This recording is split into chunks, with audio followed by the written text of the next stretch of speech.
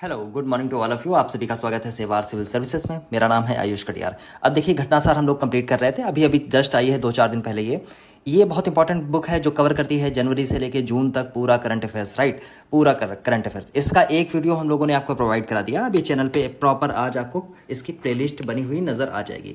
ये जो बुक है यहाँ पे आप लिखा हुआ देख रहे हैं, घटनासार ऐसा कुछ लिखा हुआ आपको मिलेगा, अंक 2 के नाम से आपको आती है, मार्केट में आप जाके देख सकते हैं। दूसरी बात है, एक टॉपिक इसका मैंने कंप्लीट कर दिया था। एक सूचना और थी, सूचना ये थी कि देखिए ये जो क्रॉनिकल है पतली वाली, उसको भी हम लोग कंप्लीट कर रहे हैं।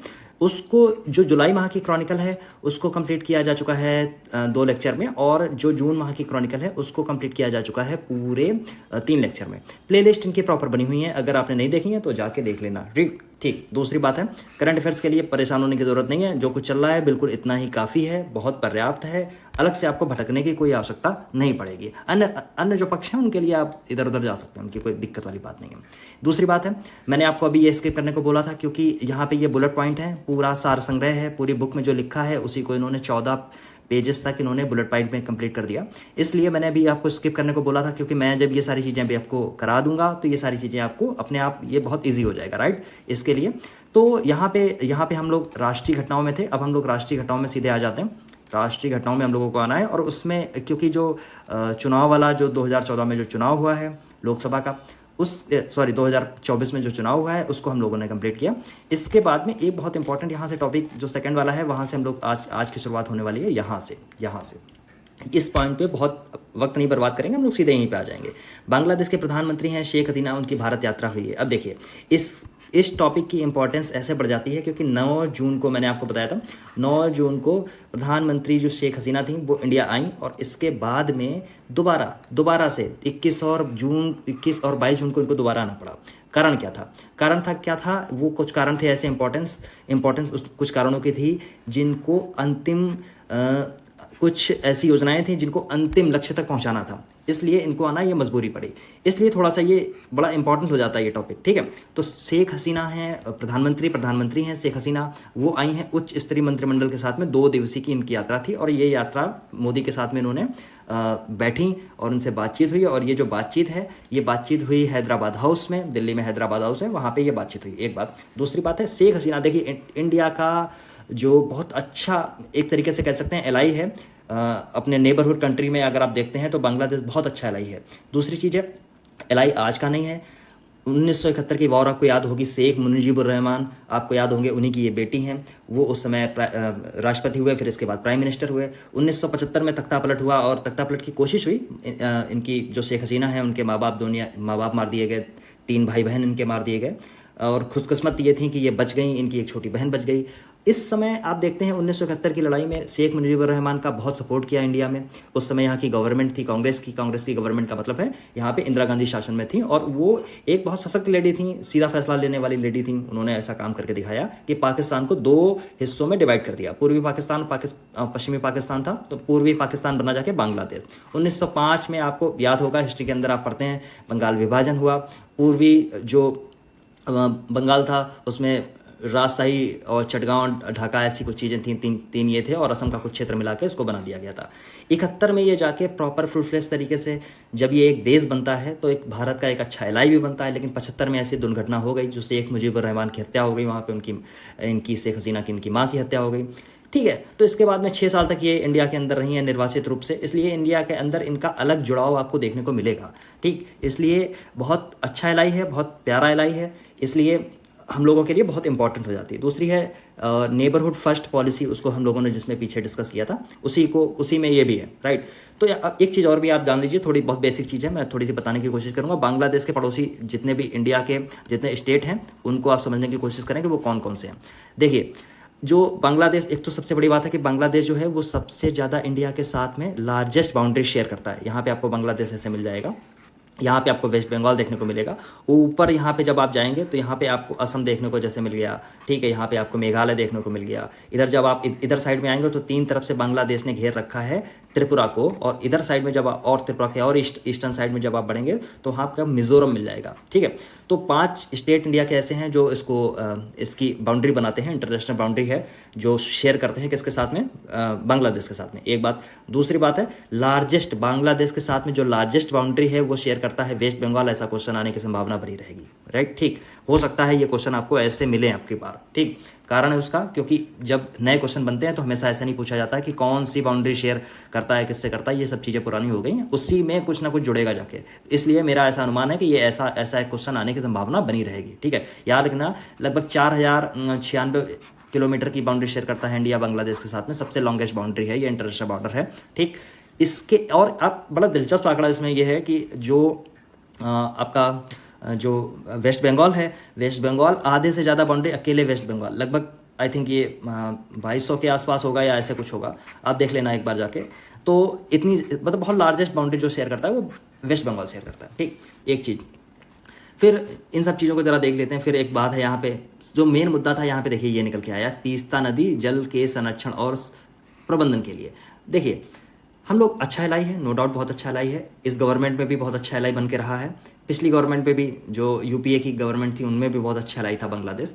लेकिन कुछ विवाद ऐसे हैं जो सब देशों के साथ में निभाने होते हैं, ठीक है, वो हमको विरासत में मिले हैं, जिसको बोलते हैं ना चीज़ें हमको विरासत में मिल गई हैं। उसी में है ये तीस्ता नदी का जल विवाद, इसका अभी तक निपटारा ठीक से हो ही नहीं पाया। जैसे जब इंडिया और चाइना की हम लोग बात करते हैं तो वहाँ पे ब्रह्मपुत्र नदी के साथ में हमारा विवाद देखने को हमें मिलता है। लेकिन जब आप बात करेंगे पाकिस्तान के साथ में तो घनघोर विवाद है, वो तो वर्ल्ड बैंक कूद के आ गया 1960 के अंदर, अदरवाइज हम लोग तो लड़ ही रहे थे। फिर ऊपर की जो 3 नदियाँ थीं, सिंधु, झेलम, चिनाब, ये पाकिस्तान के हिस्से चली गई, मतलब इसका कंट्रोल पाकिस्तान पानी पे चला गया, पानी का जो कंट्रोल है पाकिस्तान के हिस्से चला गया। नीचे वाली रावी, व्यास, सतलज ये इंडिया के हिस्से आ गई। फिर अब नेपाल आ गया, अब नेपाल के साथ में भी एक विवाद है। कौन सा विवाद है तो आपको पता चलेगा, कोसी नदी वाला। कोसी बिहार में आ जाती है बाढ़, कोसी नदी लेके आती है, बहुत ज़्यादा तलछटी, मतलब बहुत ज़्यादा इसमें मड और ऐसी चीज़ें आती हैं, इसलिए ये सारी चीज़ें हो जाती हैं। तो ये वाला विवाद है, इसके लिए बहुत सारी कोशिशें हो रही हैं, अभी तक कुछ हो नहीं पाया। खैर, मेगा परियोजना के लिए 10 समझौतों पर हस्ताक्षर किए गए और प्रधानमंत्री मोदी हैं यहाँ पे, बांग्लादेश के समकक्ष शेख हसीना हैं, इनके दोनों लोगों की बातचीत हुई है। तो कुछ बेसिक चीज़ें थी, ये थोड़ी जानने की आवश्यकता होती है, इसको जान लेना चाहिए, अच्छी बात है, समझे। जो ज्योग्राफी की कुछ बेसिक चीज़ थी वो मैंने बताने की कोशिश की और इसमें कुछ भी ऐसा था नहीं जो बताया जाए। एक चीज़ और मुझे जो याद आ रही है, याद रख लेना, जो सेना, जो इंडिया की जो आर्मी है उसके साथ में जो युद्धाभ्यास करती है बांग्लादेश, वो याद रख लेना संप्रीति नाम से करती है, ठीक है। संप्रीति, ये आज ठीक चल नहीं रहा, पता नहीं क्या बात। संप्रीति, एक बार मैं दोबारा इसको ऐसा करता हूँ, संप्रीति, ठीक, अभी भी नहीं चल रहा, खैर मैं बोल रहा हूँ इतना काफ़ी है। संप्रीति नाम से करता है। दूसरी चीज़ है, एक जो नेवल एक्सरसाइज होती है वो होती है बोंगो सागर के नाम से, बोंगो सागर, कुछ गड़बड़ है आज ये, क्योंकि ये प्रॉपर ठीक से चल नहीं रहा, ठीक। तो बहुत सारे मुद्दे हैं इनमें, बातचीत इनकी हुई है, समुद्री अर्थव्यवस्था है, डिजिटल क्षेत्र है, रेलवे है, अंतरिक्ष है, हरित प्रौद्योगिकी है, ऐसे सारी बहुत चीज़ें। यहाँ पे देखिए आपको एक वर्ड मिला है, ब्लू इकोनॉमी। ब्लू इकोनॉमी का क्या मतलब है? ब्लू इकोनॉमी जो एक तरीके से अगर मैं वैसे कहूँ तो ब्लू इकोनॉमी है क्या, तो दरअसल समुद्र के अंदर जो रिसोर्सेज हैं उनका सही तरीके से इस्तेमाल कर पाना ब्लू इकोनॉमी के अंदर आ जाता है। सही तरीके से इस्तेमाल कैसे करेंगे? सही तरीके का इस्तेमाल का मतलब है कि उनको सस्टेनेबल तरीके से यूज़ किया जाएगा, सतत रूप से यूज़ किया जाएगा, ठीक है। इतनी चीज़ें हैं और इसमें कोई ऐसा कुछ है नहीं। बहुत अच्छा, रेलवे की जैसे बात हुई, रेलवे में आपने मैत्री सुना होगा, है ना, मैत्री रेल चलाई गई थी इसके साथ में, ठीक। अगरतला ओखरा रेल लिंक अभी जनवरी में ही चर्चा में रहा था, अभी एक रेल चलने वाली है अगरतला से ओखरा तक, ठीक है, वो भी अभी चर्चा में हो सकता है। ये वाली आपसे पूछ ली जाए, अगरतला और ओखरा कहाँ से रेल लिंक कौन सा बनना है, ठीक है।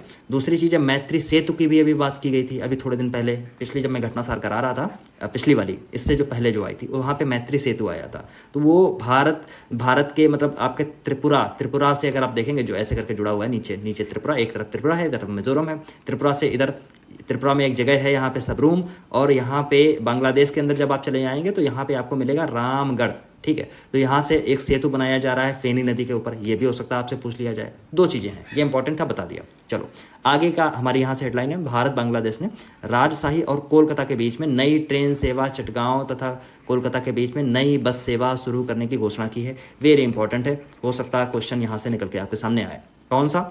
याद रखिए, ट्रेन सेवा कहाँ से कहाँ तक चल रही है? राजशाही से कोलकाता, ठीक, राजशाही से कोलकाता। मैंने आपको अभी बताया कि बांग्लादेश जो है जब 1905 का बंटवारा हुआ तो राजशाही, चटगांव और ढाका 3 जगह और उसमें असम का कुछ एरिया था मिला के बना दिया गया ईस्टर्न बंगाल। फिर वेस्टर्न बंगाल बना जिसमें बंगाल, बिहार, उड़ीसा आ गए, आप सबको पता है। तो यहाँ से ये जो राजशाही है, राजशाही से कलकत्ता तक चलाई जा रही है। दूसरी चीज़ है जो बस सेवा चल रही है वो चटगांव से कोलकाता तक चल रही है। बस इंपॉर्टेंट पॉइंट है, इस पर वेरी इंपॉर्टेंट लिख लेना, हो सकता है एग्जाम में आपके देखने को मिले। फिर दूसरी चीज़ है जो यहाँ पे मेडिकल की पढ़ाई करने के लिए जो बच्चे आएंगे, कहाँ से आएंगे, बांग्लादेश से आएंगे, उसके लिए ई मेडिकल वीज़ा की सुविधा इंडिया करेगा, ऐसा इंडिया ने बोला है। ठीक, दूसरी चीज़ एक और है, उत्तर पश्चिमी भाग के लोगों के लिए, बांग्लादेश के उत्तर पश्चिमी जो भाग है वहाँ पहुँचने के लिए भारत ने रंगपुर में एक नया सहायक उच्चायोग खोलने की निर्णय लिया। थोड़ा सा इंपॉर्टेंट है, अति इंपॉर्टेंट नहीं है। ठीक है, अब आते हैं ये मुद्दे कौन कौन से। जैसे भारत बांग्लादेश ने डिजिटल साझेदारी के लिए समझौता किया, समुद्री सहयोग और नीली अर्थव्यवस्था। अच्छा, नीली अर्थव्यवस्था को आप थोड़ा सा ठीक से देख के याद रखना, ठीक है। हो सकता है नीली अर्थव्यवस्था कभी कभी आ जाता ना इकोनॉमी वाले पोर्शन में, एक क्वेश्चन ऐसा फेंक देगा कहीं पे पड़ा हुआ उसको, कहीं ऐसी चीज़ें, अतरंगी चीज़ें, जब देखो जब क्वेश्चन पेपर बनता है तो अतरंगी चीज़ें कभी कभी ढूंढते हैं वो सब, समझे। ऐसी मैं चीज़ें बीच बीच में ऐसे इसीलिए कोशिश करता हूँ कि ये सारी चीज़ें कवर अप हो सकें, ठीक है। तो नीली अर्थव्यवस्था क्या है, अभी मैंने आपको बताया कि जो समुद्री रिसोर्सेज हैं, जो सी के जो रिसोर्सेज हैं, उनका सस्टेनेबल उपयोग करना है। कैसा? सतत उपयोग, मतलब उसको कोई हानि ना हो, इस तरीके से उसका उपयोग किया जा सके, ठीक है। तो अंतरिक्ष प्रौद्योगिकी और उपग्रह संचार के सहयोग बढ़ाने के लिए इन स्पेस और बांग्लादेश के ICT दूर संचार मंत्रालय के बीच में समझौता हुआ। देख लीजिए, एक यहाँ पे वर्ड आया है इन स्पेस। जब मैंने आपको इसरो चंद्रयान 3 का जब मैंने वीडियो बनाया था तो मैंने 3-4 चीज़ें कवर की थी। NSIL क्या है, एंट्रिक्स क्या है, इन स्पेस क्या है, ये सारी चीज़ों को मैंने शायद कवर किया था, ठीक ठाक मुझे याद है कि मैंने कवर किया था, ठीक है। तो इन स्पेस है क्या, देखिए, एक तरफ इसरो खड़ा हुआ है, दूसरी तरफ इंडिया के ही बहुत प्राइवेट ऑर्गेनाइजेशन हैं, बहुत सारी कंपनियां हैं जो कम्युनिकेशन के लिए, सैटेलाइट के लिए काम कर रही हैं। तो इसके बीच में ये ब्रिज का काम करता है इन स्पेस। है ये एक ऑटोनोमस बॉडी, याद रखना, है ये ऑटोनोमस बॉडी, लेकिन भारत सरकार ने इसे मान्यता दे रखी है। सब क्या दे रखी है? मान्यता दे रखी है। तो ये एक ब्रिज के तरीके से काम करता है, ठीक। और ये किसके अंडर आता है? तो याद रखना, ये आता है गवर्नमेंट, भारत सरकार है जो गवर्नमेंट ऑफ इंडिया है उसका है डिपार्टमेंट ऑफ स्पेस, इसके अंडर आता है, ठीक। अभी अच्छा एक चीज़ और, जब पिछली बार में जब आपको इसी लेक्चर के जो पहला घटनासार का जो लेक्चर आया, वहाँ पे जो मंत्रालय बांटे गए थे, वो मैंने कहा था वहाँ कुछ चीज़ें आप नोट करके रखिए। वहाँ मैंने ऐसे करके ब्लॉग बनाए थे कि देखिए प्रधानमंत्री मोदी को कौन सा दिया गया। तो वहाँ पे लिखा था परमाणु ऊर्जा किसके अंडर आती है? सीधे प्राइम मिनिस्टर के अंदर आती है, राइट। वहाँ पे स्पेस आया था, स्पेस किसके अंदर आता? सीधे प्राइम मिनिस्टर के अंदर, ठीक। तो ये ऐसे अगर क्वेश्चन आते हैं कि इन स्पेस है, DOS किसके अंदर आ जाता है, जहाँ स्पेस आपको मिल जाए आंख बंद करके प्रधानमंत्री के अंदर आता है, ठीक है, सीधे तौर से, ठीक। मतलब अल्टीमेटली ये किसके अंडर काम कर रहे हैं? सीधे प्रधानमंत्री के अंदर, ठीक है, याद रख लेना आपको। फिर समुद्र विज्ञान के अन्वेषण के लिए कुछ चीज़ें हैं, अनुसंधान बढ़ावा देना है, ये सब बेकार की चीज़ें हैं, ऐसी चीज़ें आती हैं नहीं। जो चीज़ें हैं जरूरी यहाँ से निकल के आएंगी। देखिए, जो डार्क है वहाँ से निकल के आएगा, जो चीज़ मैं डिस्कस कर रहा हूँ, जैसे इन स्पेस मुझे मिल गया, समझ में आ गया, मुझे नीली अर्थव्यवस्था मिल गई, वहाँ पे मुझे समझ में आ गया कि ज़रूरी है, ठीक है। नई ट्रेन सेवा जो पुरानी थी, जो ये फेनी नदी पे जो पुल बन रहा था, ये ज़रूरी था, मुझे बताना ज़रूरी था, बता दिया। ये जैसे जो अपनी रेल अभी चलाई जा रही है, इसको बताना ज़रूरी था, मैंने बता दिया। तो इसलिए, और जैसे ज्योग्राफी का कुछ एस्पेक्ट है, कौन सी कितने कवर करते हैं, ये सब बेसिक चीज़ें हैं, कुछ पीछे की कहानी है, ये थोड़ी सी चीज़ बतानी ज़रूरी थी, तो मुझे लगा इसको बताना ज़रूरी है, ठीक है। अब फिर कुछ नहीं है, फिर ये एक छोटा सा ये मत्स्य पालन है, और ये रक्षा सेवा स्टाफ कॉलेज है वेलिंगटन, और ये DSCSC मीरपुर स्टाफ कॉलेज जो मीरपुर है, उसके रक्षा सैन्य में सैन्य शिक्षा और रणनीतिक सहयोग, ऐसा कुछ फालतू चीज़ें लिखी हैं, ऐसे कुछ है, मतलब ऐसे कुछ बहुत इंपॉर्टेंट नहीं है कि हाँ, लेकिन देख लो एक बार, कोई इसमें बुराई नहीं है, ठीक। अगले इंपॉर्टेंट पॉइंट पे आते हैं, वेरी इंपॉर्टेंट। इसको जब ये न्यूज़ में आया था उसी दिन मैंने इसको टेलीग्राम पे डाल दिया था, राइट। तो ये इंपॉर्टेंट था, इसलिए कुछ थोड़ा सा इंपॉर्टेंट क्या है, बहुत ज़्यादा इंपॉर्टेंट है। ऐसा मानिए कि ये एग्जाम में आने की इसकी अति घनघोर संभावना है, ठीक। इसलिए इसको देखिए ब्लॉक में रखा भी गया है, यहाँ पे देखिए। तो घटनासार वाले उस्ताद हैं, मस्त हैं, इनको पता है कौन सी चीज़ें कैसी होती हैं, ठीक। अब देखिए, सबसे पहले एक चीज़ आप जानिए, इसको सब पढ़ने से पहले एक तरफ मैं यहीं पे लिख देता हूँ, मैं पेन बहुत ज़्यादा चलाता हूँ तो सब हो जाता है रेड, ओके। तो यहाँ पे आप देखेंगे, यहाँ पे यूनेस्को है, यूनेस्को के अंडर एक आप देखेंगे UCCN। अब ये UCCN क्या है? UCCN है यूनेस्को क्रिएटिव सिटीज़ नेटवर्क, याद रखिए, यूनेस्को क्रिएटिव सिटीज़ नेटवर्क। अच्छा, यूनेस्को क्रिएटिव सिटी नेटवर्क जो है वो 2004 के अंदर बनाया गया। क्रिएटिव सिटीज़ का क्या मतलब है? जो अलग अलग कलाओं में ऐसे जो शहर हैं जो अलग अलग कलाओं में निपुण हैं, उनको ये एक तरीके से रेटिफाई करेगा, राइट? कौन करेगा? यूनेस्को करेगा। किसके अंडर करेगा? यूसीसीएन के अंडर करेगा, ठीक। अब बात है कि इस बार यूसीसीएन का जो अधिवेशन है वो हुआ है, यहाँ पे देखिए लिखा गया, लिखा नहीं है, मैं आपको बता रहा हूँ, करंट अफेयर्स में आया था, ब्रागा पुर्तगाल, ठीक। यहीं से वास्को डी गामा भाग के आया था इंडिया, 60 गुने पे वापस ले गया अब्दुल मजीद के सहायता से, ये सब चीज़ें आपको पता है, ठीक है। तो ब्रागा में हुई है एक कन्वेंशन, किसकी थी? यूसीसीएन की, ठीक, यूसीसीएन की, ठीक है। इसमें ये हुआ 350 शहर जो हैं अभी तक रचनात्मक शहर में आ गए। अब रचनात्मक शहर कौन से होते हैं? मतलब क्रिएटिव शहर, यही यूसीसीएन जो मैंने बताया, यूनेस्को क्रिएटिव सिटीज़ नेटवर्क, यही रचनात्मक शहर हैं, राइट। अब देखिए ये जो शहर हैं इनकी अलग अलग श्रेणियां हैं, कुछ श्रेणियां, अच्छा मैंने कुछ ज़्यादा लिख दिया, मैं इधर थोड़ा सा बिगाड़ने की ऐसी कोशिश करता हूँ, समझे, तो मैंने कुछ ज़्यादा लिख दिया। तो देखिए इनकी अलग अलग श्रेणियां हैं, मैं बता रहा हूँ, जो बोल रहा हूँ मैं उसको सुनते रहना आप। जो अलग अलग श्रेणियां हैं उनमें ये क्रिएटिव सिटीज़ के लिए दिया जाता है। जैसे आपने बनारस भी उसमें शामिल है, उसमें श्रीनगर भी शामिल है, उसमें और भी शामिल है। लेकिन इस बार जो मिला है वो पहला, यहाँ पे देखिए लिखा होगा आपके सामने, पहला मिला है, ठीक, पहला कोझिकोड को भारत का पहला यूनेस्को साहित्यिक शहर। अब देखिए इसको हो सकता है आपको रटने में परेशानी हो, इसलिए मैं बता रहा हूँ, थोड़ा सा वक्त जरूर लग रहा है लेकिन समझ में आ जाना चाहिए, ठीक। तो अलग अलग श्रेणियां हैं, कौन कौन सी श्रेणियां हैं? जैसे शिल्प के अंदर दिया जाता है, ठीक है, शिल्प कला के लिए दिया, शिल्प लोक कला के लिए दिया गया, कभी डिज़ाइन के लिए दे दिया गया, फिल्म के लिए कोई दे दिया गया, पाक कला के लिए दे दिया गया, साहित्य के लिए दे दिया गया, है ना। ऐसे ही है, कुछ मीडिया आइडिया भी शायद आते हैं, मीडिया, हाँ मीडिया के लिए भी शायद दे दिया जाता है, ठीक है। और संगीत के लिए भी दिया जाता है, संगीत के लिए इसलिए क्योंकि मुंबई को इससे पहले मिल चुका है। तो ये ऐसा नहीं है यूसीसीएन का केवल एकमात्र भारत में कोझिकोड शहर है, ये इसका मतलब है जो 7 इनके सिस्टम हैं, 7 श्रेणियां हैं, उसमें जो साहित्य की श्रेणी है उसका ये पहला शहर है। कौन सा? कोझिकोड। अब बात पूरी समझ में आ गई, कोई समस्या वाली बात तो नहीं। चल अब इंपॉर्टेंट चीज़ ये है, कुछ हिस्ट्री से रिलेटेड है। 2015 के अंडर भारत में 2 शहर यूसीसीएन के अंडर आए थे, एक था जयपुर, दूसरा था बनारस, वाराणसी, मैं बोलूँगा वाराणसी इंपॉर्टेंट इसलिए है क्योंकि यूपी में है और मैं यहाँ पे यूपी में इस समय बैठा हुआ हूँ। आप लोग ज़्यादातर लोग यूपी से हैं जो पढ़ रहे हैं, इसलिए याद रख लेना यूपी से केवल एकमात्र इस समय शहर है बनारस। अभी तक टोटल अगर शहरों की मैं बात करूँ तो ये मेरी समझ से मैं अगर मुझे ऐसे ठीक से याद नहीं है लेकिन मुझे लग रहा है शायद 7वां शहर होगा, ऐसा कुछ होगा, समझे, मुझे ठीक से याद नहीं है, शायद ये 7वां शहर ऐसा होगा जो यूसीसीएन के अंदर आता है। जैसे चेन्नई को भी मिला है मतलब म्यूज़िक के अंडर मिला है, वाराणसी को म्यूज़िक के अंडर मिला है, मुंबई को फिल्म के अंडर मिला है, हैदराबाद भी है उसमें शायद पाक कला के लिए, और श्रीनगर को, हाँ एक चीज़ याद रखना, श्रीनगर को अभी हाल में मिला था, हाल का मतलब है 2-3 साल पहले, कब मिला था मुझे ठीक से आइडिया है नहीं, 22 में मिला था, 23 में मिला था, पता नहीं कब मिला था, श्रीनगर को मिला था। ये भी श्रीनगर को जो मिला था वो शिल्प और लोक कला के लिए मिला था, बस।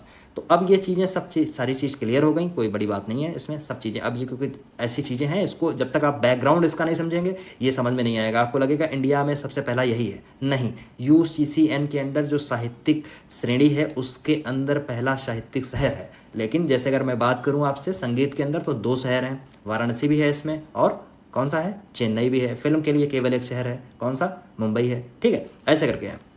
शिल्प के लिए याद रखना, शिल्प और लोक कला के लिए, ठीक है। तो ये सारी चीज़ें हैं, ऐसे शायद ये 7वां था, मुझे एग्जैक्ट याद नहीं है, शायद 7वां था। तो इसको मूर्तियों का शहर भी कहा जाता है।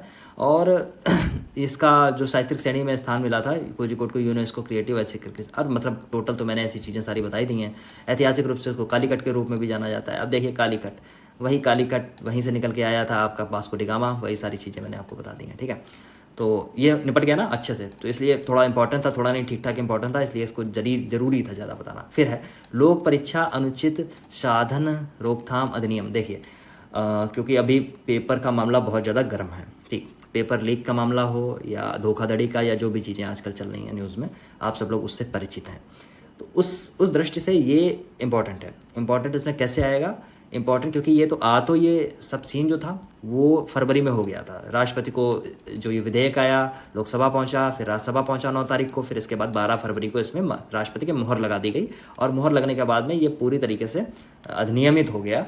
लेकिन इसको अधिसूचना मतलब गजट कब किया गया, तो ये गजट किया गया 21 जून को, ठीक है। 21 जून वही तारीख है जिस समय सूरज जो होता है सबसे टॉप पे होता है, राइट, सबसे टॉप पे होता है, ऐसे करके पृथ्वी बनाते हैं ना, तो ये ये कर्क हो गई, ये मकर हो गई, इसके बीच में ऐसे ऐसे ऐसे टहलता रहता है, तो इस समय ये टॉप पे यहाँ पे आता है, फिर इसके बाद ये नीचे चला जाता है। ठीक है, कुछ बेसिक चीज़ थी, ऐसे मनोवाद बताने का आवश्यकता थी नहीं।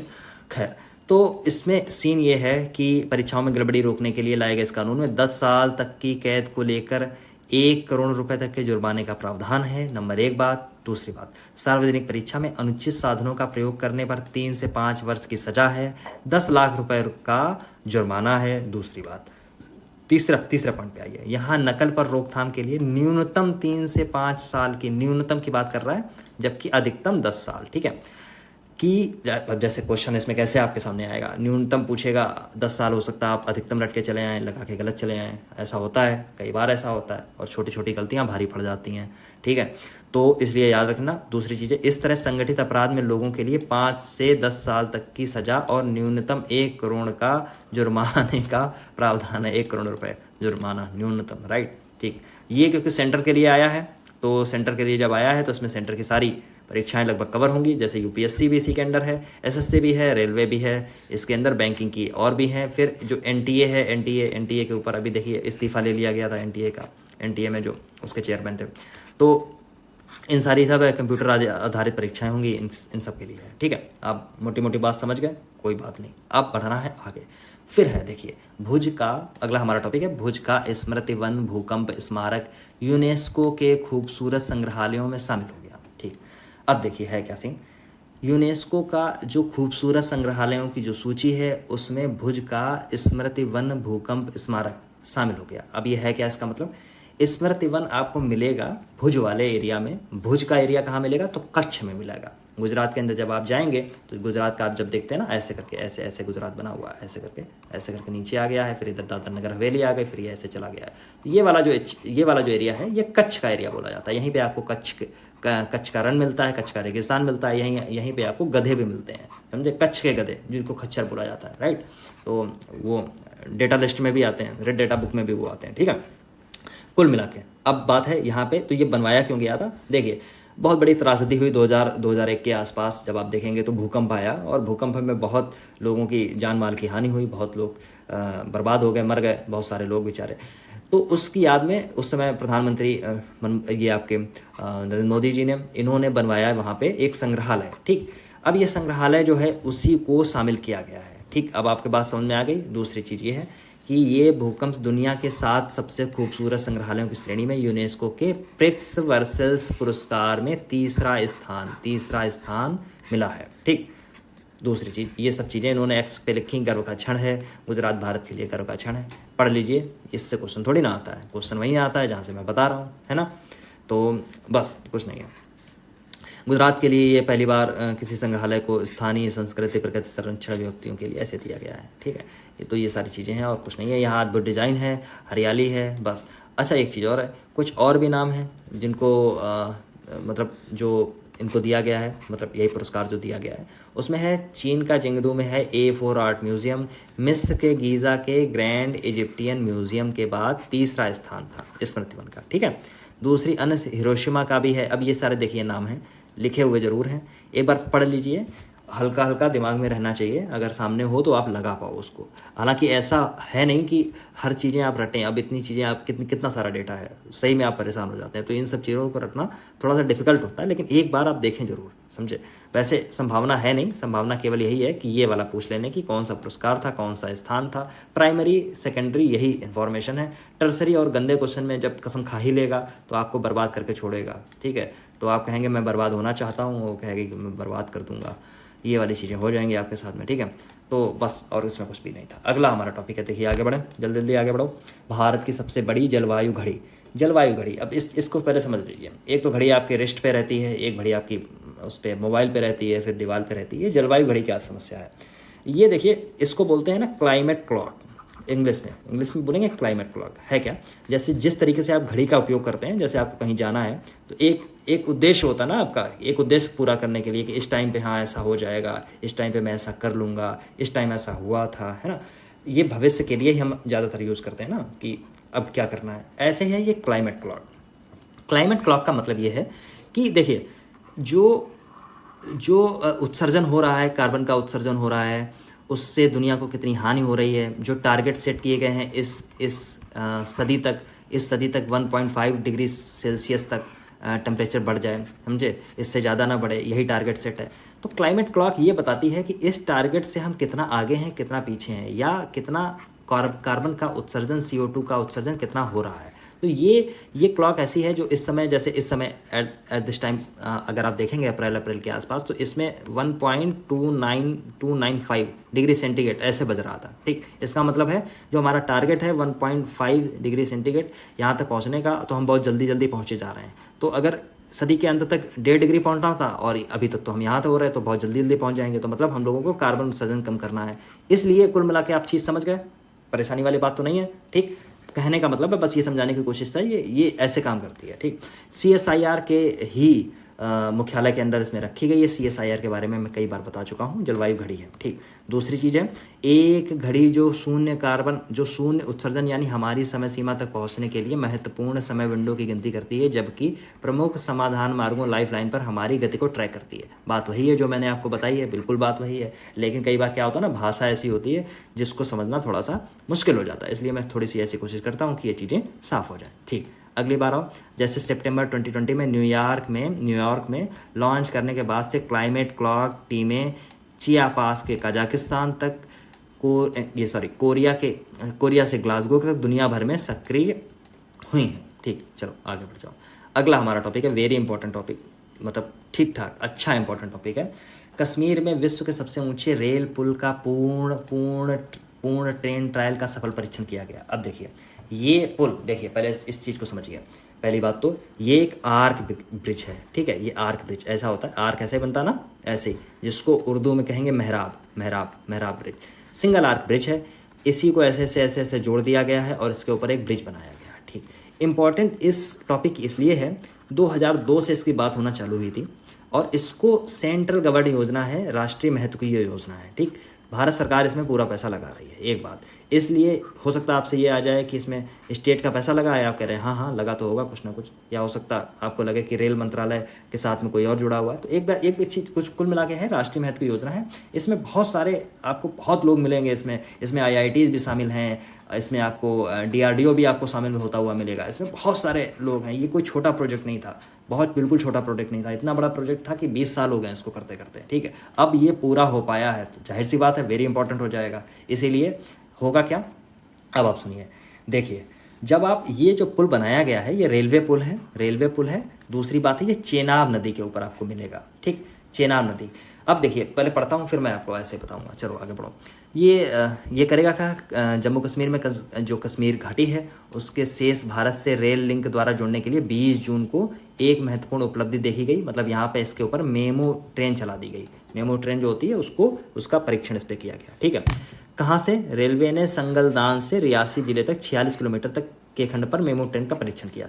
कुछ 4-5 दिन पहले इस पर एक वो चला दिया गया था, क्या बोलते हैं इसको, क्या बोलेंगे उसका, इंजन, ठीक है, इंजन चलाया गया, ठीक। अब यहाँ से क्वेश्चन आने की संभावना यहाँ से होगी, देखिए जो मैं मार्क कर रहा हूँ। जम्मू कश्मीर के रियासी जिले में बक्कल, ऐसे पता नहीं इन्होंने क्यों नहीं बोल्ड करके लिखा है, मुझे देता तो मैं बोल्ड करके लिखता। बक्कल और कौरी के बीच ये पुल है, देखिए बहुत इंपॉर्टेंट है, इसको बोल्ड कर लेना। बक्कल और कौरी के बीच में ये पुल है। पुल की लंबाई बिल्कुल रट लो, ठीक है। पिछली बार मैं जब करंट अफेयर्स के जब पेपर देख रहा था तो वहाँ पे किसी समय ऐसा पूछा गया था कि पुल की लंबाई जो कुछ बना था शायद 11.2 था, ऐसा कुछ उसका आंसर था, ऐसे उन्होंने पूछ लिया था, ठीक है। तो इसलिए याद रखना, ठीक। दूसरी चीज़ है चिनाब नदी के तल से 359 मीटर ऊपर है। एक चीज़ आप याद रखें, जब दुनिया भर में क्या, जब पूरे आर्टिकल जब इस पर लिखे गए अलग अलग न्यूज़पेपर में, तो वहाँ पे ये मेंशन पता नहीं क्यों ऐसा किया गया कि ये जो पुल बना है ये 35 मीटर ऊपर है। 35 मीटर ऊपर है किससे, एफिल टावर से भी। अब ये फैक्ट है, इंटरेस्टिंग फैक्ट है, लेकिन इसको इतना एम्फेसाइज करने की क्या ज़रूरत थी, मेरे को अभी समझ में नहीं आया, ठीक है। ये एक एकल मेहराब पुल है। एकल मेहराब मतलब मेहराब ऐसा बनता है, ऐसा ये होता है मेहराब।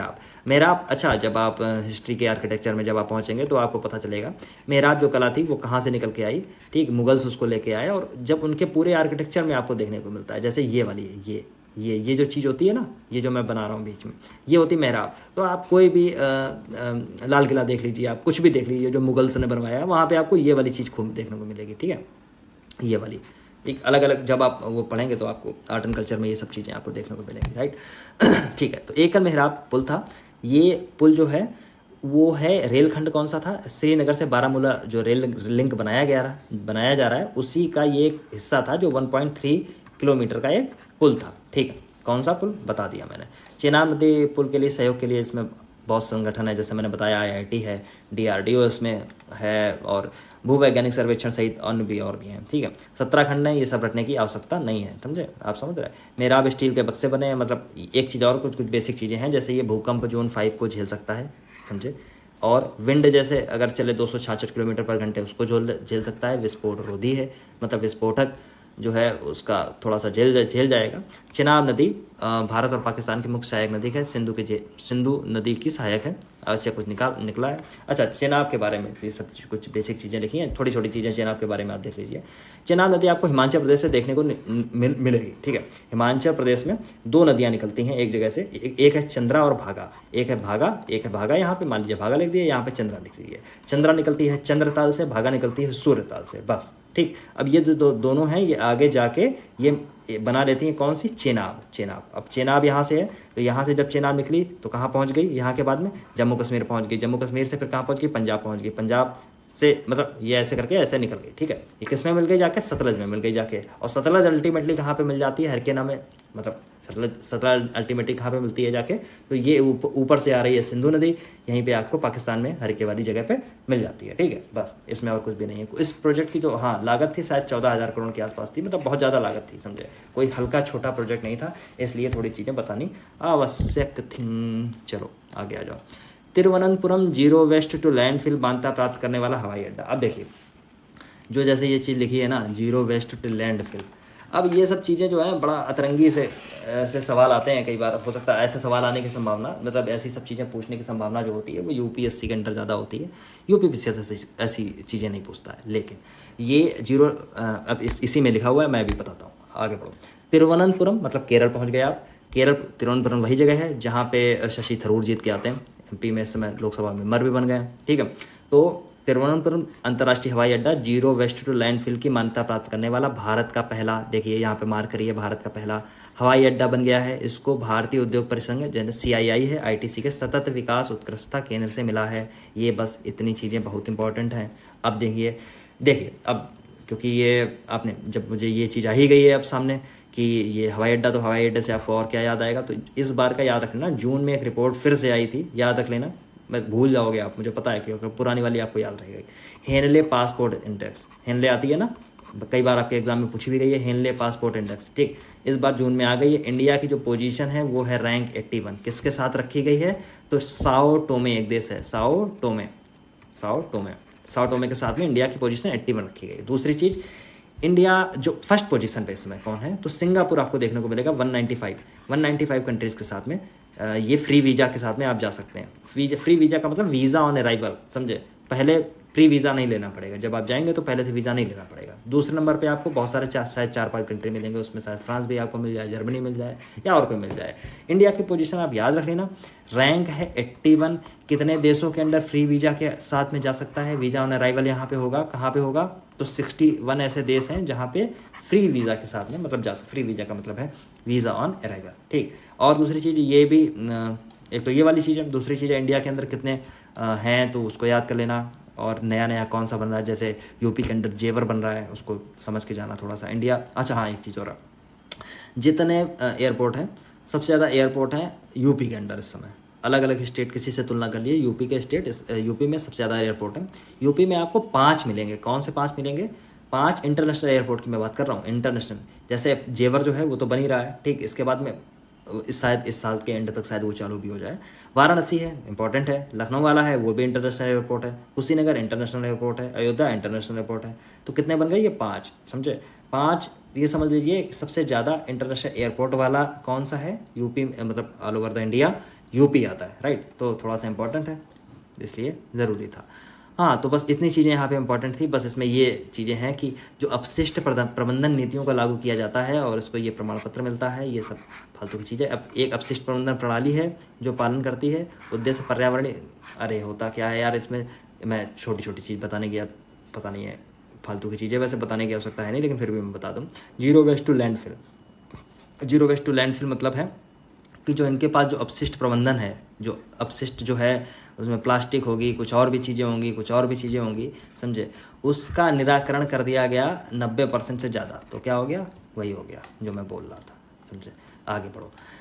WHO ने हैदराबाद स्थित राष्ट्रीय भारतीय चिकित्सा विरासत संस्थान को दी मान्यता। ठीक है, थोड़ा सा इंपॉर्टेंट है, हो सकता है ये आ जाए। ठीक, राष्ट्रीय भारतीय चिकित्सा विरासत की यहाँ पे बात हो रही है, चिकित्सा विरासत संस्थान की बात हो रही है, जिसको आपने देखो कई बार ये न्यूज़ में भी रहता है। इसका नाम है National Institute for Indian Medical Heritage. ठीक, National Institute for Indian Medical Heritage. तभी आप इसको NIIMH के नाम से जानते होंगे, ऐसे आपको समझ में नहीं आएगा। NIIMH जब आ जाएगा तो आपको याद आ जाएगा, अच्छा इसकी बात कर रहा। ठीक, अब देखिए जो ये दिया गया है, किसने दिया है, WHO ने। किसके दिए, देखिए मेरा नाम यहाँ पे इतना सुंदर लिखा हुआ है, आयुष मंत्रालय के अंतर्गत हैदराबाद स्थित, हैदराबाद में है। देखिए एक स्टैटिक पोर्शन में भी आपको हेल्प मिल गई यहाँ से, हैदराबाद में ये जो NIIMH है, राइट। इतनी चीज़ें आपको पता चल गई। अब आगे बढ़ते हो, जैसे जैसे मिलेगी चीज़ें वैसी वैसी चीज़ें देखेंगे। अब क्या क्या लिखा है जरा देखते हैं।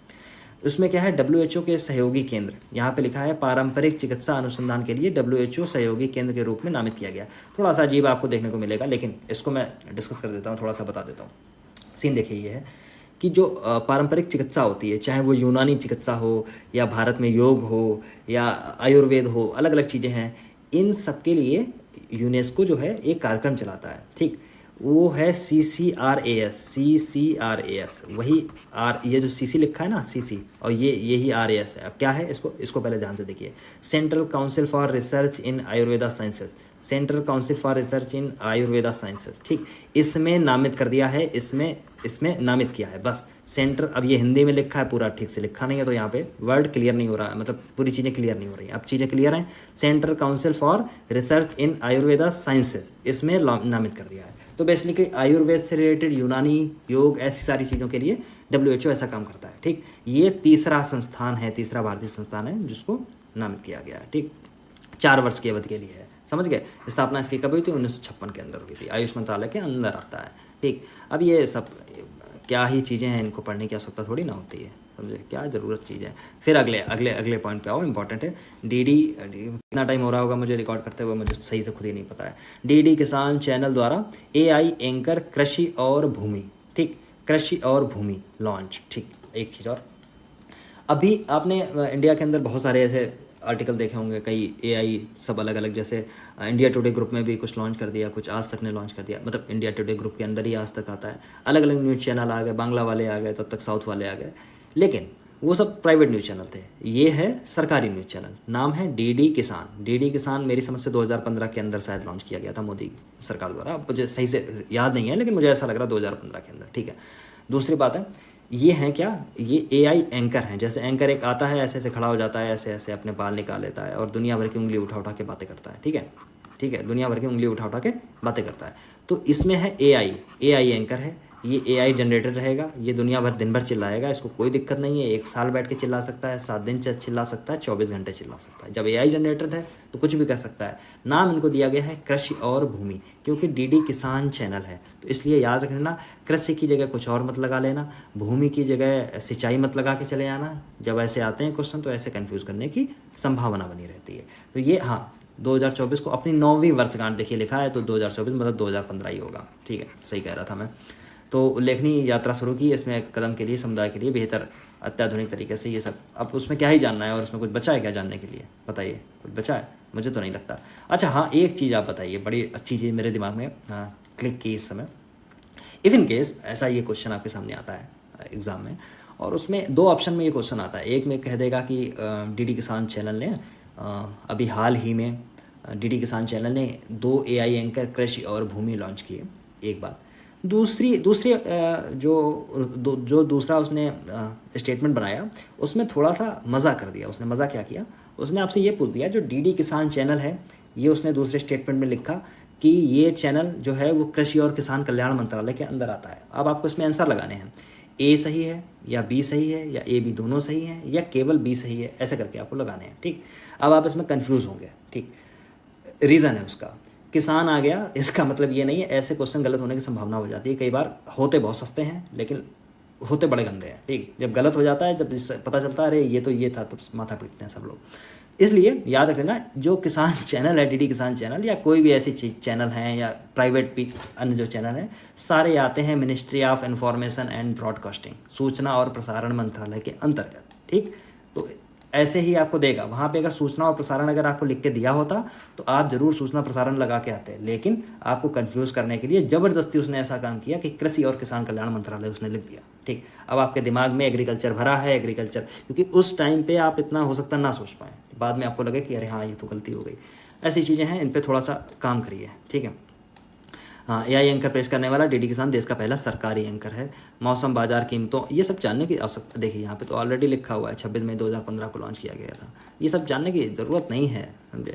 रबी खरीफ की जो खरीफ की फसलों के जो MSP आए हैं उनको जाके पढ़ लेना, आप कहीं ना कहीं मिल जाएंगे, तो पढ़ लेना। अभी पिछले 7-8 दिनों 10 दिन पहले कुछ आए थे, ठीक।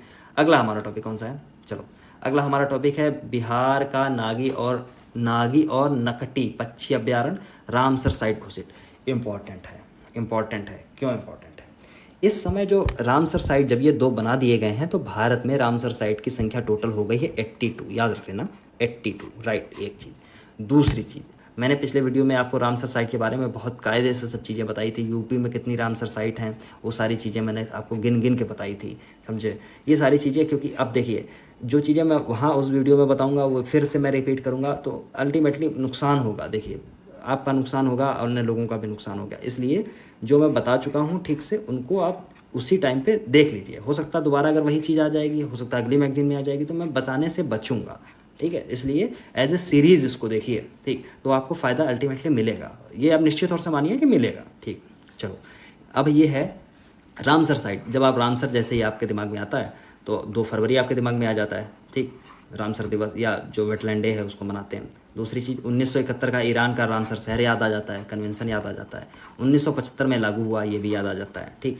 आप मुझे एक क्वेश्चन कमेंट के थ्रू मुझे ये बताएं कि ये इंडिया इसका भागीदार कब बना था, राइट। रामसर जो कन्वेंशन है उस पर सिग्नेचर कब किए थे, ठीक है, एक बात। दूसरी बात है, ये इससे पहले जो नागी और नकटी पक्षी अभ्यारण्य जो रामसर साइट है, इनसे पहले बिहार में केवल 1 रामसर साइट थी। अब ये 2 मिला दिए तो होगा 3, ठीक। अब रामसर साइट देखिए, एक क्वेश्चन अगर आपसे बना, हालांकि कभी बना नहीं है यूपीपीसीएस के अंदर, अगर बना तो आप जरा मुझे ये बताइए, रामसर साइट जो होती हैं वो क्या जो प्राकृतिक साइट होती हैं, नेचुरल साइट वही होती हैं, या फिर जो मानव बनाता है, इंसान अगर कोई रामसर साइट बनाने की कोशिश करे, मतलब उसी तरीके की वेटलैंड बनाने की कोशिश करे, तो क्या उसको दिया जा सकता है? या मान लीजिए समुद्र का कोई एरिया है, वो भी तो वेटलैंड है, उसको दिया जा सकता है क्या? या कोई नदी है, वो भी तो वेटलैंड है, उसको भी दिया जा सकता है क्या? या फिर कोई झील है या कोई खाड़ी है, इन सब चीज़ों को रामसर साइट के अंदर रखा जा सकता है क्या? तो मेरा जवाब बिल्कुल हाँ है, बिल्कुल। सारी चीज़ें, चाहे वो खारी हो, चाहे वो मीठी हो, चाहे वो मानव निर्मित हो, या वो नेचुरल हो, कैसी भी कोई भी चीज़ हो, या वो समुद्र भी हो, इवन दो, तो समुद्र में भी अगर होगा, लेकिन एक चीज़ और है, समुद्र के लिए उसकी लहर जो हो, उसकी हाइट जो हो, वो 6 मीटर से ज़्यादा नहीं होनी चाहिए, ठीक है, ऐसे कुछ है, मुझे एग्जैक्ट याद नहीं है, लेकिन ऐसे कुछ है। अदरवाइज जो मैंने जितनी सारी चीज़ें बताई हैं ये बिल्कुल करेक्ट है। इसीलिए आप देखेंगे कि ये जो दोनों हैं ये प्राकृतिक नहीं हैं, ये मानव निर्मित हैं। एक बात, कन्वेंशन में 3 आर्द्रभूमि स्थल अब शामिल हो गए हैं, 2 आर्द्रभूमि, इन दोनों स्थलों से पूर्व बेगूसराय में कांवर झील, आप कई बार आपके एग्जाम में भी आ चुकी है, कांवर झील कहाँ है, 2020 में रामसर साइट घोषित हुआ था, ठीक। टोटल संख्या हो गई है 82। नागी पक्षी अभ्यारण्य भारत में 81वां है, ठीक। इसके बारे में कुछ चीज़ें यहाँ पे लिखी गई हैं, ठीक है, सॉरी, इसके बारे में कुछ चीज़ें लिखी गई हैं। फिर आ गया नकटी कौन सा है? 22वां रामसर साइट है, ठीक। नकटी बांध द्वारा निर्मित एक मानव निर्मित, देखिए यहाँ पे लिखा है मानव निर्मित स्थल है, इसलिए याद रख लेना। हो सकता है क्वेश्चन यहाँ से ना आए, स्टैटिक पोर्शन में इसी से एक नया क्वेश्चन बनाए, क्या कोई मानव निर्मित भूमि हो सकती है वेटलैंड? आप कहेंगे मानव निर्मित कैसे हो सकती है, तो बिल्कुल हो सकती है, तो गलत करके मत आना, ठीक है। तो जब आप पेपर इसको जब ठीक से पढ़ें तो आपको खुद ही बहुत सारी चीज़ें मिल जाएंगी। इसीलिए मैं कहता हूँ ठीक से अगर आप इसको पढ़ेंगे, जो चीज़ मैं बता रहा हूँ उसको अगर समझने की कोशिश करेंगे तो उसका फ़ायदा होगा आपको, राइट, ठीक। फिर ये बहुत चीज़ें हैं कि कौन से स्तनधारी आते हैं, 150 से अधिक प्रजातियाँ निवास करती हैं, ये सारी चीज़ें हैं, इन सबको थोड़ा सा देख लीजिए, बहुत कोई ऐसी खतरनाक वाली चीज़ नहीं है, ठीक है।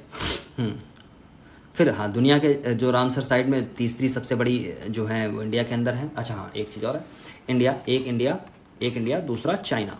चाइना इंडिया दोनों के पास में 82 हैं, ठीक। सबसे ज़्यादा रामसर साइट यूके के पास में है 175, ठीक, 175। ऑल ओवर द वर्ल्ड कितनी है, पूरे पूरे दुनिया में कितनी रामसर साइट अभी तक घोषित है, एक बार क्रॉस चेक कर लो, गूगल करो, पता चल जाएगा।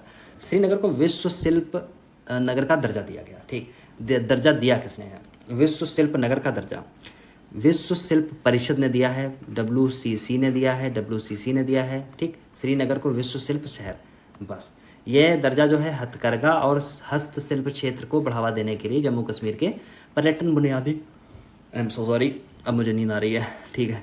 तो ये सारी चीज़ें हैं इसमें, ये सारी, हाँ एक चीज़ और, श्रीनगर जयपुर मल्लपुरम मैसूर के बाद यह सम्मान प्राप्त करने वाला देश का चौथा शहर है। 2021 में शिल्प के लिए यूनेस्को द्वारा क्रिएटिव सिटी, देखिए आ गया, जहाँ हाथ मारा था वहीं आ गया। श्रीनगर, मेरी नींद गायब।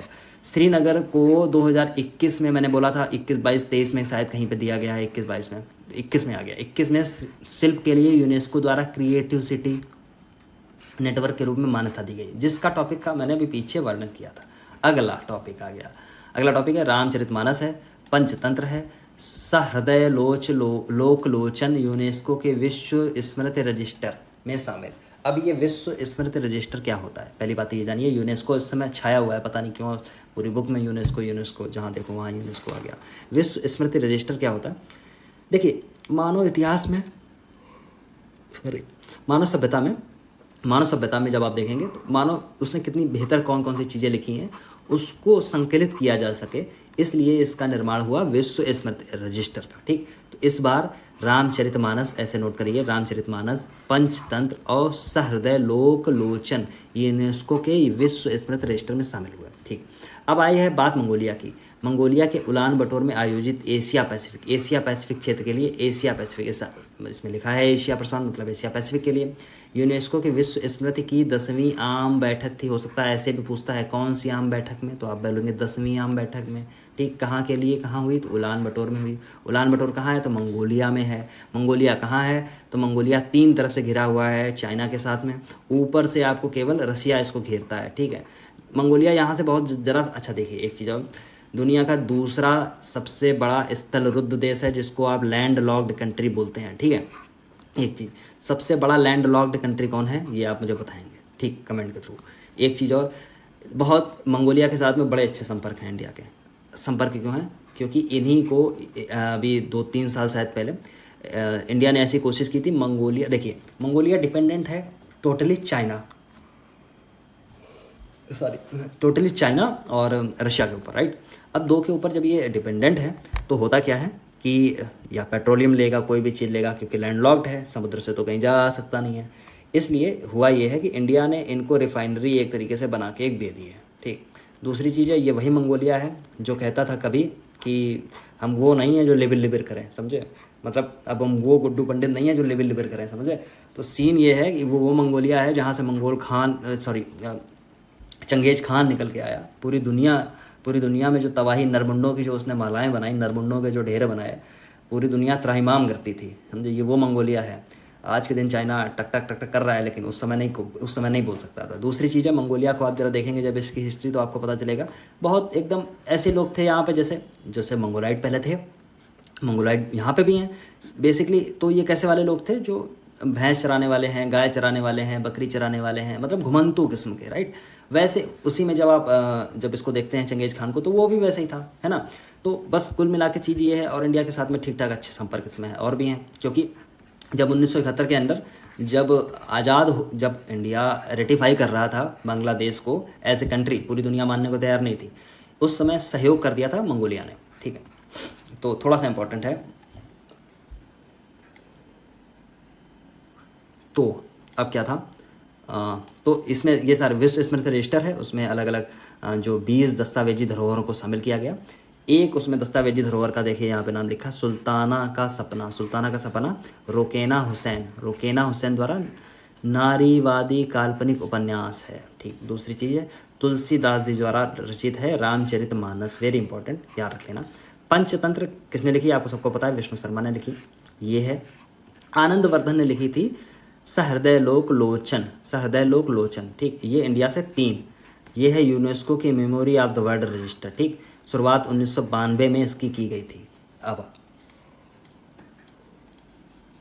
अगले जब आप पॉइंट पे जाएंगे तो यहाँ बहुत सारी चीज़ें आपको लिख रही हैं कि ये होता क्या है, समझे, और ये क्या है। जैसे दूसरे पॉइंट में लिखा है कि रामचरितमानस कब की है, तो मुगल सम्राट अकबर के शासनकाल के दौरान 1574 में अवधी भाषा में लिखी गई, अवधी भाषा में लिखी गई, ठीक। दूसरी चीज़ हरिगीतिका छंद में लिखी गई, हरिगीतिका छंद में लिखी गई। तीसरी चीज़ यहाँ पे आओ, यहाँ पे आओ, पंचतंत्र है, दंत कथाओं पे है पंचतंत्र। अब पंचतंत्र विष्णु शर्मा ने लिखी है, लेकिन प्रमाणिक कोई इसके साक्ष्य उपलब्ध ठीक से नहीं हो पाए हैं, ठीक। 300 BC लिखी गई है, 300 BC पूर्व, बिफोर क्राइस्ट लिखी गई है, ठीक है। ओके, आगे बढ़ जाओ। पंचतंत्र की कहानियाँ उपमहाद्वीप, क्या हो गया ये, उपमहाद्वीप से फारस और अरब तक की गई। पता नहीं क्या क्या हो रहा है ये, ठीक है। फारस और अरब तक की गई है, ठीक है। दूसरी चीज़ आनंदवर्धन द्वारा रचित सहृदय लोकलोचन एक भारतीय काव्य शास्त्र है। आज ये फिर गड़बड़ करने लगा, मुझे समझ में नहीं आ रहा ये क्यों गड़बड़ कर रहा है, ठीक है। जो 9वीं शताब्दी का है, 9वीं शताब्दी का है, हो सकता है ऐसे आपसे पूछा जाए कौन सी शताब्दी का है। कश्मीर के प्रसिद्ध शासक अवंतीवर्मन के शासनकाल में ये रहते थे, उसी समय किया गया।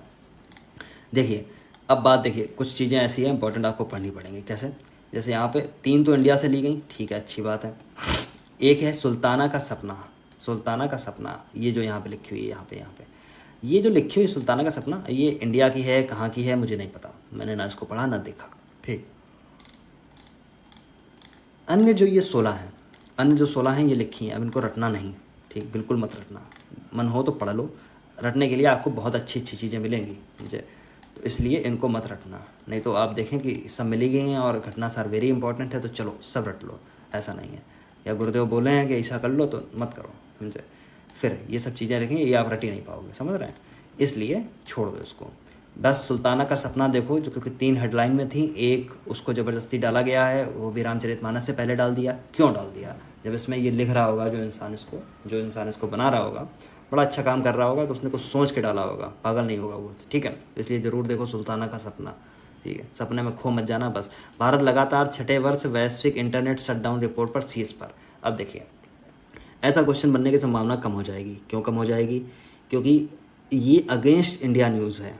अगेंस्ट इंडिया न्यूज़ का मतलब है इंडिया, घटना ज़रूर अच्छी है, नई है, बढ़िया है, लेकिन ये इंडिया की जो स्थिति है उसको बहुत अच्छा करके नहीं दिखाती है। इसलिए ऐसे क्वेश्चन आने की संभावना बहुत कम होगी। कुछ बेसिक अगर जानकारी चाहिए तो ऐसे लिख लीजिए, गैर लाभकारी समूह है एक्सेस नाउ, उसकी की पाइटॉन गठबंधन द्वारा संकलित है। 15 मई को जारी आंकड़ों के अनुसार भारत 2023 में इंटरनेट शटडाउन के मामले में 116 मामले दर्ज किए गए। जो वैश्विक शटडाउन के 39 जो देश हैं उसमें के मामलों का 41% है, मतलब बड़ा हिस्सा है, ठीक है। शीर्ष पर है, सबसे टॉप पर है, ठीक। जो ये रिपोर्ट आई थी, सिकुड़ता लोकतंत्र, बढ़ती हिंसा, इंटरनेट शटडाउन, इसमें बहुत सारी चीज़ों पे, मणिपुर में जैसे हुआ, ये पंजाब में हुआ, इन सब चीज़ों की बात की गई। म्यांमार 37 के साथ अनुसरण कर रहा है इंडिया के बाद दूसरा। ईरान तीसरे नंबर पे है, फिर फिलिस्तीन और यूक्रेन हो गया। पाकिस्तान बहुत पीछे है, ईरान, इराक और बहुत पीछे है, समझ रहे हैं। इसको आप देख जरूर लीजिए आप एक बार, लेकिन आने की संभावना देखिए मुझे लग नहीं रही है। आवाज़ आए तो मुझे गालियाँ मत देना प्लीज़ मुझे, क्योंकि सब कुछ मेरे हाथ में तो है नहीं। मैं केवल चीज़ें सोच सकता हूँ, कई बार मैं गलत भी हो जाऊँगा, कई बार मैं सही भी हो जाऊँगा, ठीक है। तो ये सब चीज़ें हैं, इसको बस ऐसे पढ़ने की ज़रूरत है। ये वाला जो टॉपिक है, ये अभी थोड़े दिन पहले ये मैंने आपको क्रॉनिकल में कराया। अब देखिए, मई की घटना है, क्रॉनिकल में मैंने कराई है, भीष्म पोर्टेबल अस्पताल, ठीक, जिसमें मैंने बताया था भारत हेल्थ इनिशिएटिव फॉर सहयोग हिता एंड मैत्री। ये वायुसेना ने किया, कहाँ किया, आगरा में किया। ये है क्या, पोर्टेबल अस्पताल है, जिसको फोल्ड करके कहीं पे वायुसेना ले जा सकती है, ठीक। और ये किया कहाँ गया, तो मलपुरा ड्रॉपिंग जोन में किया गया, आगरा की। किसने किया, क्या बोलते हैं, वायुसेना ने किया, ठीक है। और जो भीष्म का पूरा नाम है वो आपको यहाँ पे देखिए लिखा हुआ मिलेगा। ये क्या लिखा हुआ है, यहाँ पे लिखा है Bhishma Bharat health initiative for सहयोग एंड हिता एंड मैत्री, ठीक। यही चीज़ें लिखी हुई हैं, ठीक। अस्पताल का विकास स्वास्थ्य मंत्रालय और रक्षा मंत्रालय के संयुक्त रूप से इनका हुआ है। बस इसमें 200 लोगों के लिए सहायता करने के लिए। ये देखिए, बहुत मुझे याद है कि ये वाला टॉपिक बड़ी अच्छी तरीके से मैंने कवर किया था, बहुत सारी चीज़ें मैंने एक्स्ट्रा और सब चीज़ें बताई थी, ठीक। ये सब चीज़ें 120 किलोग्राम तक का पोर्टेबल वजन उठा लेगा। AN32 ये सब चीज़ें लिखी हुई हैं, ठीक है। एक्सरे खून की जांच करेगा, बहुत सारी चीज़ें हैं इसमें।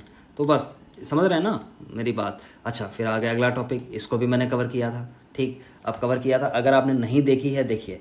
बहुत सारे लोग इस चैनल के साथ में जुड़े हुए हैं जो डेली देखते हैं। डेली अगर मैं जैसे कोई करंट अफेयर्स की जो हम लोग सीरीज चला रहे हैं उसको डेली देखते हैं, उनको अलग लाभ मिलेगा। अगर आप केवल एक वीडियो देखते हैं या सोचते हैं कि केवल इससे, मैं चीज़ें बहुत इंटर रिलेट कर देता हूँ, ठीक है, उसका लाभ मिलेगा और बहुत बहुत अच्छा लाभ मिलेगा, लेकिन उसको करना पड़ेगा आपको, राइट। जैसे अगर मैंने क्रॉनिकल बनाई है तो क्रॉनिकल में ये मैंने खूब चिल्ला चिल्ला के बताया था, पिरुल लाओ पैसे पाओ, पिरुल लाओ पैसे पाओ, पिरुल लाओ पैसे पाओ, ठीक है, आपको पता था, ठीक। पिरुल मैंने बताया था क्या है, चीड़ के पौधे की पत्तियां हैं, चीड़ के पौधे की पत्तियां हैं, जो आग लग जाती है तो इसमें गवर्नमेंट ने ये कहा, पुष्कर सिंह धामी ने, कि आप ऐसा करो कि पिरुल लाओ, उसके जो पत्ते हैं वो मुझे लाओ, उसके बदले में पैसा दूंगा। उत्तराखंड के रुद्रप्रयाग जिले से इसका ये मिशन शुरू किया गया था। 50 रुपये किलो पिरुल लिया जाएगा, मतलब पत्ते लिए जाएंगे, ठीक है, चीड़ के पत्ते, चीड़ के सूखे पत्ते हैं। अब मान लीजिए ऐसी चीज़ें, थोड़ा सा इसमें और दिमाग लगाइए। ये बात तो सही है कि आग लग जाती है, अच्छी बात है, लेकिन कितने पत्ते आप जमा कर लेंगे, राइट। दूसरी चीज़ है, पत्ते ही ह्यूमरस पैदा करते हैं, पत्ते ही होते हैं जिनके नीचे बहुत छोटे छोटे जीव होते हैं, पनपते हैं, अपना जीवन बचाते हैं, और वही इकोसिस्टम में सहयोग की भूमिका बनाते हैं। चाहे वो कार्बन का वो बना के रखना हो या जो चेंज करना हो, राइट, साइकिल बना के रखना हो, इन सारी चीज़ों को वही सब करते हैं, तो उसके लिए तो हानि है, ठीक है। ये सब चीज़ें सोचिए, कभी कभी मज़ा आ जाता है ऐसी चीज़ें देखने में भी। मेन सेंस में कभी मौका मिलेगा तो लिखोगे आप, ठीक है, ठीक। हाँ, तो ये है जिले के चकोरी धनारी गांव में पिरुल के उपयोग के लिए बिजली उत्पादन के 25, कुछ ऐसी इंपॉर्टेंट चीज़ नहीं है जो आ जाएगी, लेकिन हाँ ठीक है, देख लो। उत्तरकाशी जिला जो है देख लेना, चाइना से कौन कौन से ज़िले लगते हैं इसके। उत्तरकाशी जिला लगता है, बिल्कुल लगता होगा, शायद मेरी समझ से तो लगता है, हो सकता है ना लगता हो, पता नहीं। और कौन कौन से 2-3 ज़िले हैं शायद वो टच करते हैं। भारत विश्व का तीसरा सबसे बड़ा सौर ऊर्जा उत्पादक। It's very important, very very very important, ठीक है। बहुत जगह के लिए इंपॉर्टेंट है, मेंस के लिए इंपॉर्टेंट है, प्रीलिम्स के लिए इंपॉर्टेंट है, हर जगह के लिए। आप ऐसे लिखें कोई रिन्यूएबल, मतलब कहीं पे भी आपको पता नहीं क्या क्या मिल जाए, वहाँ सब जगह ऐसी चीज़ें बहुत इंपॉर्टेंट हैं। तीसरा, वर्ल्ड का तीसरा सबसे बड़ा सौर ऊर्जा उत्पादक बना है, कौन बना है, इंडिया बना है, राइट। किसने ये रिपोर्ट निकाली, तो यूके स्थित अंतर्राष्ट्रीय ऊर्जा विश्लेषण एजेंसी है, एम्बर नाम से, ठीक है। उसने वैश्विक विद्युत समीक्षा 2024 के नाम से, ग्लोबल इलेक्ट्रिसिटी रिव्यू 2024 के नाम से निकाली है। इसके अनुसार ये कह रहा है 2015 में, जहां वो 9वें स्थान में था सौर ऊर्जा के मामले में, ठीक है, वहीं 2023 में उसने जापान को पीछे कर दिया है, और जो है विश्व का तीसरा सबसे बड़ा सोलर एनर्जी। अब जब ये टॉपिक जब ऐसा कभी भी आता तो मैंने बताया था, आप ग्लासगो का जो सिस्टम है उसमें पंचामृत की स्कीम है, उसको याद करिए। भारत ने इसके बाद में एक जो 2030 तक रिन्यूएबल एनर्जी का जो लक्ष्य जो रखा था, वो कितना रखा था, 450 गीगावाट, फिर उसको बढ़ा के फिर कितना कर दिया गया, 500 गीगावाट के आसपास, ठीक, याद रखना। जापान 110 बिलियन यूनिट के आसपास था, जबकि इंडिया 113 बिलियन यूनिट, मतलब 3 बिलियन यूनिट और ज़्यादा इसने ऊर्जा उत्पन्न कर दी। बात इसमें यह भी कह रहा 2023 में जितनी बिजली उत्पादन है उसमें 5.5% हिस्सा जो है वो भारत का वैश्विक उत्पादन, क्या मैं बोल रहा हूँ मुझे खुद ही नहीं पता। 2023 में वैश्विक बिजली उत्पादन में सौर ऊर्जा का योगदान कितना था, 2023 में 5.5 था। वैश्विक रुझान के अनुसार भारत ने भी 2023 में अपनी कुल बिजली उत्पादन 5.8% सौर ऊर्जा से पैदा कर दी है, मतलब टोटल बिजली का 5.8% जो था वो पैदा हुआ किससे, तो वो हुआ है आपका सौर ऊर्जा से, ठीक है। फोटोवोल्टिक सेल लगाते हैं यहाँ पे, जो चीज़ें हैं वो सब साइंस के अंदर आपको पता है। 80 देशों की रैंकिंग की गई और बहुत सारी ऐसी चीज़ें हैं। इसमें ये लिखा है 2000, अब देखिए कहानी देखिए, अंतर देखिए, आपको पता चलेगा क्या है सी। 2023 के अंदर सौर ऊर्जा का विश्व की चौथी, 2023 भारत ने 2023 में सौर ऊर्जा उत्पादन में विश्व की चौथी सर्वाधिक 18 टेरावाट घंटा से अधिक वृद्धि की है, समझे। ये चौथा स्थान नहीं है, चौथी वृद्धि की है, समझे। पहले स्थान पर चीन है 156 टेरावाट घंटा, दूसरे पे अमेरिका मात्र 33, फिर तीसरे पे ब्राज़ील है, इतनी इसने वृद्धि की है इन लोगों ने। देख रहे हैं चाइना कहाँ जा रहा है, 156 टेरावाट पर। यूएसए कितनी वृद्धि कर रहा है, 33, ठीक। ब्राज़ील कितना कर रहा है, 22। इंडिया कितनी कर रहा है, 18, राइट। जबकि आप देखते हैं दुनिया का सबसे बड़ा सोलर प्लांट लगा दिया है आपके कौन से अडानी साहब ने, समझे। तो फिर भी देखिए ये स्थिति है। लेकिन रिपोर्ट में ये कहा गया कि चाइना नंबर 1 पे है, अमेरिका नंबर 2 पे, इंडिया तीसरे पे, जापान चौथे पे, जर्मनी 5 पे, ठीक है। बस महाराष्ट्र के पहले संविधान पार्क का उद्घाटन हुआ है, ये वाली भी चीज़ें मैं कवर कर चुका हूँ, ठीक। तो इसमें अच्छा एक चीज़ और भी है कि अब लेक्चर मेरी समझ से लंबा हो रहा है, ठीक है। वैसे ये वाला मैं टॉपिक कवर कर चुका हूँ, लेकिन अगले वीडियो में भी मैं इसको कवर करूँगा। एक बार रिवीजन हो जाएगा तो क्या बुराई हो जाएगी, ठीक है। बस यही चीज़ है कि उतनी मतलब मैं ये जिसमें लिखा हुआ है इससे ज़्यादा मैं बहुत सारी चीज़ें बता दूंगा, लेकिन जैसे क्रॉनिकल में बैठ के एक एक चीज़ मैंने बताई और सब चीज़ें बैकग्राउंड हिस्ट्री में सब चीज़ें बताते हुए चलता हूँ, वो मैं चीज़ नहीं करूँगा। अब फालतू में वीडियो लंबा होगा और उसका कोई फ़ायदा है नहीं। इसलिए अगर आपने क्रॉनिकल नहीं देखी है, जो लोग क्रॉनिकल देख रहे हैं उसको इसको पढ़ने की ज़रूरत ही नहीं पड़ेगी, राइट। जो टॉपिक यहाँ पे मिल रहे हैं उनको, जो क्रॉनिकल में ऑलरेडी हो चुके, इनको पढ़ने की आवश्यकता ही नहीं पड़ेगी। उनको लगेगा कि हाँ इससे ज़्यादा चीज़ें वहीं पे मैंने करा दी थी, ठीक है। तो इसलिए बस इतनी चीज़ें आप ध्यान रखेंगे। फिर तेंदुआ की गणना रिपोर्ट है, लेपर्ड गणना रिपोर्ट है, फिर सेला सुरंग के बारे में कुछ चीज़ें हैं, और बस फिर ज़्यादा इसमें चीज़ें और बची नहीं है। फिर इसके बाद में राष्ट्रीय वाला पोर्शन जो है वो ख़त्म हो जाएगा, परेशान मत होना, धीरे धीरे सारी चीज़ें आपकी ख़त्म हो जाएंगी। बुक ख़त्म कर दूंगा मैं। काफ़ी लोग जैसे ऐसे कमेंट कर रहे हैं कि सर इस बार करा देना। तो पिछली बार का सीन ये था कि जब एग्ज़ाम टल गया तो लोग भी सब ठंडे हो गए। जब ठंडे हो गए तो फिर मैंने 7-8 वीडियो बनाए थे, फिर बंद कर दिया। इससे पहले वाली जो मैंने बनाई थी उसके तो मैंने पूरे वीडियो बनाए थे, लोगों ने खूब देखा, बहुत सराहा, धन्यवाद दिया। आप भी मुझे धन्यवाद दीजिए, मैं धन्यवाद का आकांक्षी हूँ। बढ़िया कमेंट करिए, बढ़िया सुंदर सा कुछ लिखिए अगर आपको फ़ायदा हुआ है तो। एक इंसान था वो किसने बड़ा अच्छा उसने कमेंट किया, बोला सर बहुत थर्ड क्वालिटी का है आपका मटेरियल। तो मुझे पढ़ के बड़ी हंसी आई, अच्छा भी लगा। खैर ऐसी बात नहीं है। फिर मैंने उससे कहा कि महाशय कृपया ज्ञान वर्धन कर दीजिए हमारा, कि 3rd से मैं 4th पे ना चला जाऊँ तो 2nd पे आने के लिए थोड़ा प्रयास जो है वो करिए। खैर हंसी मजाक की बातें कभी कभी मूड हल्का करने के लिए ठीक होती हैं। बहुत बहुत धन्यवाद बना रहने के लिए आपका मेरे साथ में, सेवार्थ सिविल सर्विसेज के साथ में। और हाँ एक चीज़ और है, अभी याद आई, खैर पढ़ेंगे जो लोग पता चलेंगे तो ठीक है, नहीं पता चलेंगे कोई बात नहीं है। उद्देश्य कुछ था नहीं इसलिए मैंने पहले नहीं बताया। यूपी पीसीएस प्रीलिम्स के लिए हम लोग प्रोग्राम चलाते थे, मेंटरशिप प्रोग्राम टॉप 50 के नाम से, राइट। और 9 जुलाई से एक नए कार्यक्रम की शुरुआत हो रही थी, ठीक है। उसमें कुछ एडमिशन जो थे उनको ले लिए गए, कुछ एडमिशन बिल्कुल बंद कर दिए गए, ठीक है। तो अब पूरी तरीके से बंद है, राइट। तो इसलिए भड़बड़ाने की आवश्यकता है नहीं, समय है। देखिए जो जितने समय में जो हो सकता है वही करा सकते हैं, ठीक है। कुछ लोग अन्य किसी विकल्प से थे, काफ़ी लोगों को मना कर दिया गया, मजबूरीवश मना किया, कुछ लोग खुद ही चले गए, अन्य घटनाओं की बात है।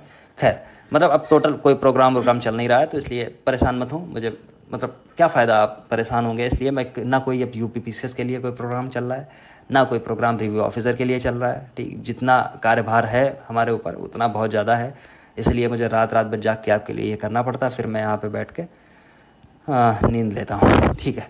बहुत धन्यवाद आपका बने रहने के लिए सेवार्थ सिविल सर्विसेज के साथ में। खुश रहिए, मस्त रहिए, दिल्ली रहिए या फिर इलाहाबाद रहिए। धन्यवाद।